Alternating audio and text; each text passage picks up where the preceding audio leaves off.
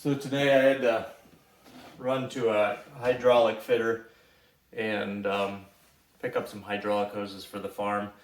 Close to that place was a dealer, a chainsaw dealer, and a hustler dealer that I've never stopped and paid a visit to. Kind of like to stop at all the local dealers, shoot the crap, put a word in if they have a saw scrap pile or any outdoor power equipment in general.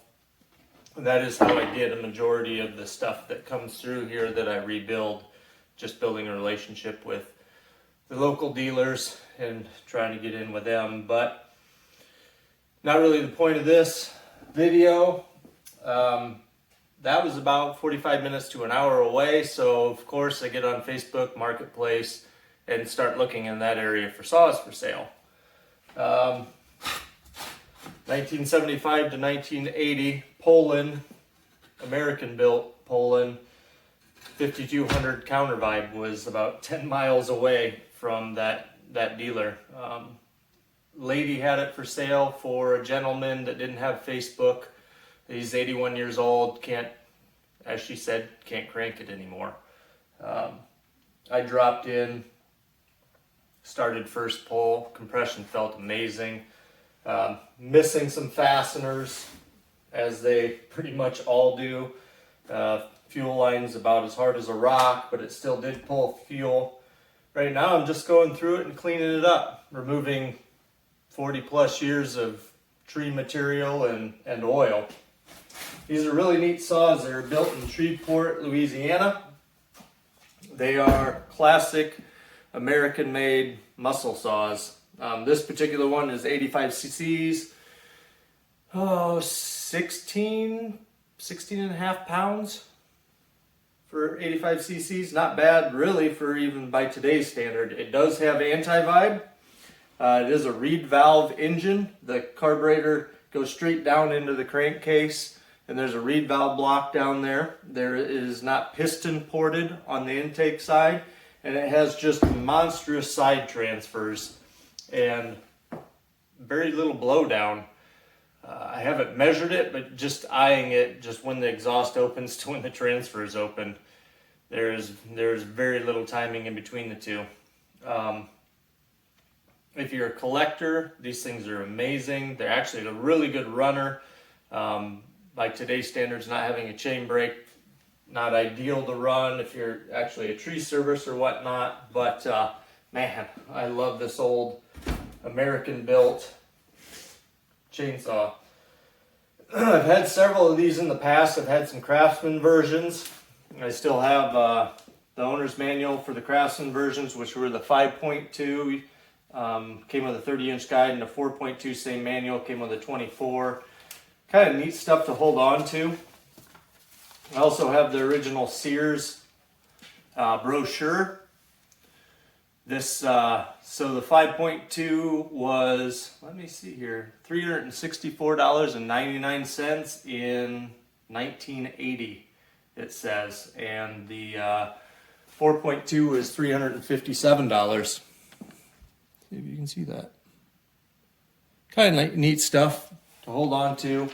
The manuals were great back in the day. Showing you how everything worked. This gentleman kept extra parts list available.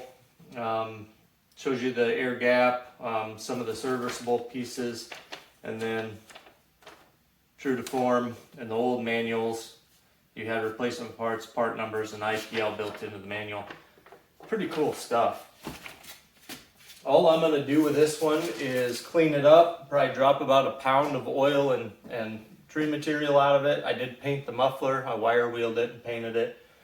I think I still have a new old stock filter up there. I'm going to have to do some digging. The flocking is pretty all but gone on this one. It's a screen mesh at this point. But like I said, I did pull the muffler, and as you can see, it is absolutely beautiful in there. And it is a 2-ring, thin ring piston, about 52.5 millimeters, 39 something stroke. These things run about 7,500 RPM, I think was spec in the cut, and you could really pull on them. They're really neat piece of American history when it comes to chainsaws. All magnesium side cover, chip deflector. And this one isn't going to be a showpiece by any means. So I'm just going to clean it up, put a new fuel line in it, and it'll be my, probably throw a 30 on it, 32 on it, and it'll just be a fun, get it out and run it every once in a while saw. But when I get back together, you'll see in about 2 seconds, I'll have a couple test cuts with it, play with it, get a listen to it idle.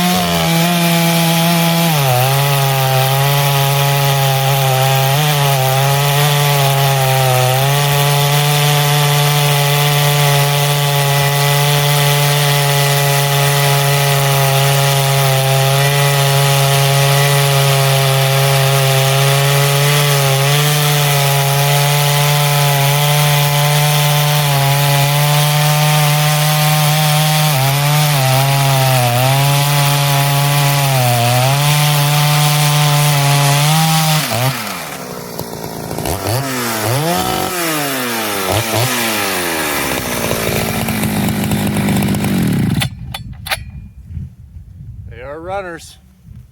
Thanks for watching.